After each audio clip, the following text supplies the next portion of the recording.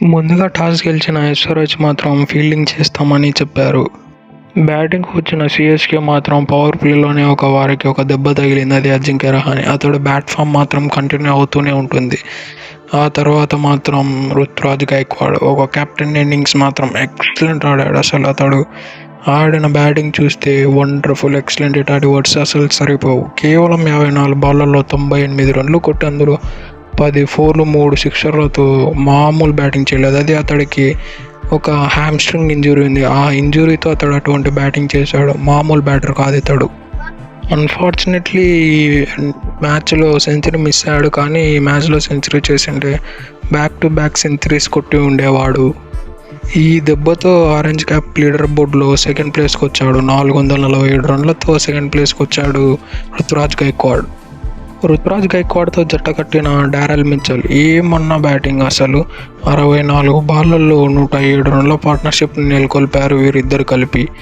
Excellent batting చేశారు. ఇక Daryl Mitchell విషయానికి వస్తే అతడికి ఫామ్ లేదని చాలా విమర్శలు అందుకుంటున్నాడు ఈ ఐపీఎల్ సీజన్లో, సరిగ్గా ఆడడం లేదని. కానీ ఈ మ్యాచ్లో ఆ విమర్శలు అందరికీ చెక్కు పెట్టేశాడు. కేవలం 32 బాళ్లలో 52 రన్లు కొట్టి అందులో 7 4లు 1 6తో మంచి బ్యాటింగ్ చేశాడు డారెల్ మిచెల్.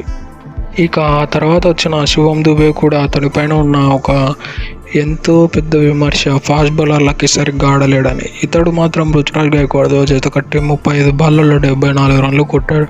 ఇతడు బ్యాటింగ్ కూడా ఎక్సలెంట్గా చేశాడు. కేవలం 20 బాళ్లలో 39 రన్లు కొట్టి అందులో ఒకే 4 4 సిక్సర్లు, స్ట్రైక్ రేట్ చూస్తే 195. ఇతను ఆడింది ఒక్క బాల్ కూడా స్పిన్నర్కి ఫేస్ చేయలేదు, అన్ని ఫాస్ట్ బౌలర్లకే. దీనితో అతడి కేపబిలిటీస్ ఏందో మళ్ళీ ప్రూవ్ చేశాడు. ఫాస్ట్ బౌలర్లకు కూడా ఈక్వల్గా హిట్టింగ్ చేయగలడని ప్రూవ్ చేశాడు దీనితో. ఇక ఎస్ఆర్హెచ్ బౌలింగ్ విషయానికి వస్తే భువనేశ్వర్ కుమార్ ఇనీషియల్గా ఎక్సలెంట్ స్టార్ట్ అందించాడు. అతడు అజింక్య రహానే వికెట్ తీసుకొని ఒకానొక టైంలో మ్యాచ్ ఎస్ఆర్హెచ్ చేతిలో ఉంది అనేలా చేశాడు. టీ నటరాజన్ కూడా ఎక్సలెంట్ బౌలింగ్ చేశాడు. అలానే జయదేవ్ ఉన్నట్కట్ కూడా మంచి బౌలింగ్ కనపరిచాడు. 212 రన్లతో చేసింగ్ దిగిన ఎస్ఆర్హెచ్ మాత్రం ఏ ఒక్కరు కూడా మంచి పార్ట్నర్షిప్ బిల్డ్ చేయలేదు. అసలు వాళ్ళ ఓపెనర్ అయిన టామీ సేఠ్ కూడా ఫెయిల్ అయిపోయాడు. అందరూ ఫెయిల్ అయిపోయారు. 200కు పైగా చేసేటప్పుడు ముఖ్యంగా పార్ట్నర్షిప్లు అనేటివి చాలా ఇంపార్టెంట్. కానీ నిన్న జరిగిన ఎస్ఆర్హెచ్ మ్యాచ్లో మాత్రం ఒక్కటంటే ఒకటి చెప్పుకోదగ్గ పార్ట్నర్షిప్లు అయితే లేనే లేవు.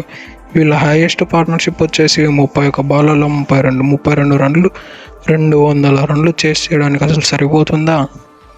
ఎస్ఆర్హెచ్ బ్యాటింగ్ అయితే పూర్తిగా డిస్ట్రాయ్ అయిపోయింది. ఈ ఎస్ఆర్హెచ్ బ్యాటింగ్ లైనప్ చూస్తుంటే వీళ్ళైనా ఇప్పటి వరకు 250+ రన్స్ 3 సార్లు కొట్టింది అనేలా అనిపిస్తుంది. ఎస్ఆర్హెచ్ ఇప్పటి వరకు ఈ సీజన్లో చేజింగ్లో ఒక మ్యాచ్ కూడా గెలిచలేదు. ఈ సీజన్లో చేజింగ్లో ఆల్అవుట్ అయిన మొదటి టీము ఎస్ఆర్హెచ్.